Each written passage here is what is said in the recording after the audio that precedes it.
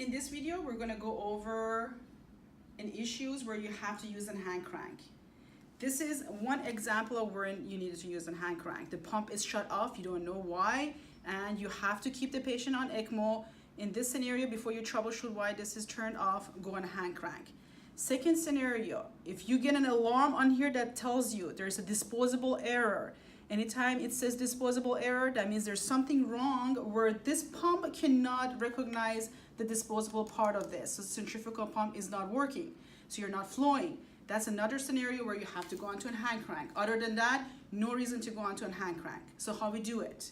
So the first thing you need to do is clamp the patient, separate the ECMO from the patient. Because if they're doing CPR on VA patients, it's just gonna go backwards and you're gonna be useless with your CPR. Clamp patient, separate the patient from here, activate your action plan. A physician, perfusionists have to be notified in this situation. Then you're gonna go ahead and put this pump on hand crank. So how do we do it? You're gonna go ahead and open the bar. Get rid of everything that's gonna be in your way. One is this probe right here, your pressure, it's not gonna reach. Your venous probe is not gonna reach. Take that off and put it on the side. There's a little button right here that releases this. You're gonna press this, twist it, take it out. You have your water lines. Ask for somebody to help you. Just carry the water lines with you because you're not gonna take time to take that off.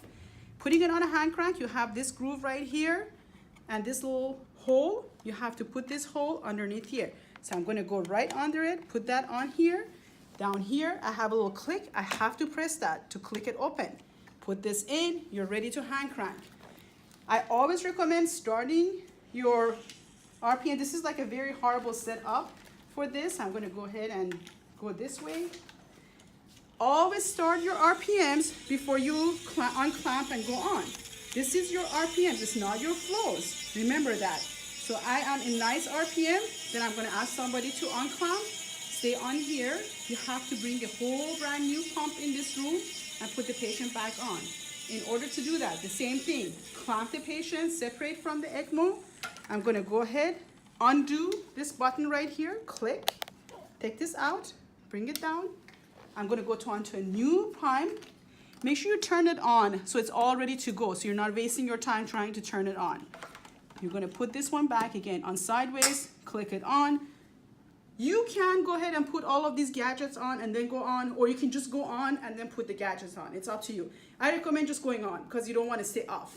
So you're on, you're going to start your RPMs, you're going to unclamp, go on, and then you can go ahead and connect all these gadgets. You're good to go. You're back on ECMO.